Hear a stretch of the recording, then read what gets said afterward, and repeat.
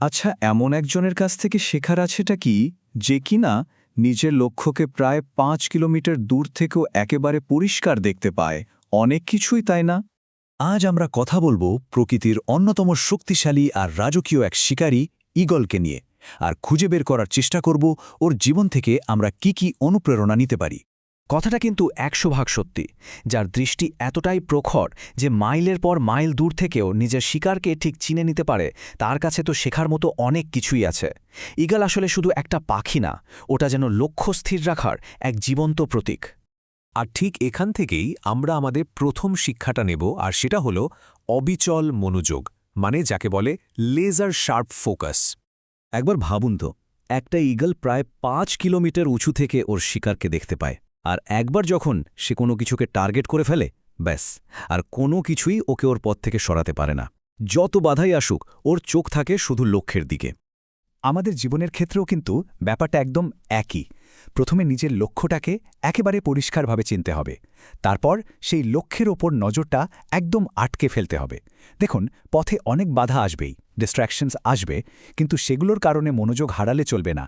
ঈগলের মতোই নির্মমভাবে নিজের লক্ষ্যের পেছনে ছুটতে হবে। এবার চলুন দ্বিতীয় শিক্ষায় যাওয়া যাক।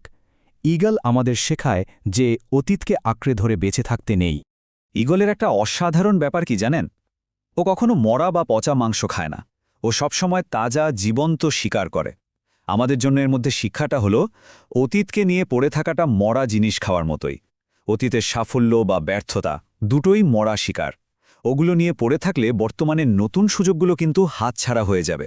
তাই সবসময় নতুন চ্যালেঞ্জ খুঁজতে হবে, নতুন শিকারের দিকে এগোতে হবে। ঈগলের জীবন থেকে পাওয়া সম্ভবত সবচেয়ে শক্তিশালী শিক্ষাটা হল ঝড়কে ভয় না পেয়ে ঝড়ের মুখোমুখি হওয়া। যখন ঝড় আসে, আকাশ কালো করে বৃষ্টি নামে, তখন কি হয়? অন্য সব পাখি আশ্রয়ের জন্য ছোটাছুটি করে, কোনো গাছের ডালে বা বাসার কোনায় লুকিয়ে পড়ে, তাই না? কিন্তু ঈগল, ও তখন বরং আরও উত্তেজিত হয়ে ওঠে। ও ঝড়ের বাতাসকে কাজে লাগিয়ে নিজেকে মেঘের উপরে উড়িয়ে নিয়ে যায়।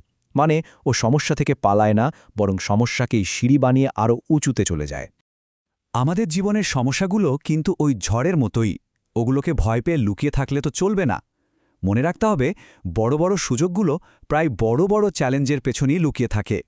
তাই প্রতিকূলতাকে ব্যবহার করে নিজেকে আরও শক্তিশালী করে তুলতে হবে। সমস্যার নিচে চাপা না পড়ে সেটার উপর ভর করে ওপরে উঠে দাঁড়াতে হবে। আর আমাদের আজকের শেষ আর চতুর্থ শিক্ষাটা হলো, যদি সত্যি সত্যি উন্নতি করতে হয়, তাহলে নিজের আরামের জায়গাটা, মানে কমফর্ট জোনটা ছাড়তেই হবে। এটা একটা ইউনিভার্সাল ট্রুথ, তাই না? কমফর্ট জোনে থেকে আসলে কোনো উন্নতি হয় না। আর এই কঠিন সত্যটা মা ঈগল তার বাচ্চাদের খুব ভালো করেই শিখিয়ে দেয়। মা ঈগল কি করে জানেন? ও প্রথমে বাসা থেকে নরম ঘাস পালক সব সরিয়ে ফেলে, যাতে বাসাটা বাচ্চাদের জন্য অস্বস্তিকর হয়ে ওঠে। এরপর সে তার বাচ্চাকে বাসা থেকে সোজাসুজি নিচে ফেলে দেয়। ভাবুন একবার, বাচ্চাটা যখন ভয় পেয়ে নিচে পড়তে থাকে, ঠিক মাটিতে আছড়ে পড়ার আগেই মা ঈগল তাকে আবার ধরে ফেলে। আর এই প্রক্রিয়াটা চলতেই থাকে যতক্ষণ না বাচ্চাটা তার ভয়কে জয় করে নিজের ডানা মেলতে শেখে আর উড়তে শুরু করে।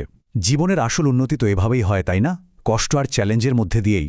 ঈগলের জীবন থেকে এই অসাধারণ শিক্ষাগুলো জানার পর এখন প্রশ্নটা হলো, জীবনের ঝড়গুলোর মুখোমুখি কিভাবে হওয়া উচিত? অন্য পাখিদের মতো লুকিয়ে পড়ে, নাকি ঈগলের মতো ঝড়ের বাতাসকে কাজে লাগিয়ে মেঘের উপরে উঠে গিয়ে? সিদ্ধান্তটা কিন্তু যার যার নিজের। আজকের এই আলোচনাটি যদি ভালো লেগে থাকে, তাহলে অবশ্যই একটা লাইক করবেন। আর এই ধরনের আরও অনুপ্রেরণামূলক বিশ্লেষণের জন্য সাবস্ক্রাইব করে আমাদের সাথেই থাকুন। ধন্যবাদ।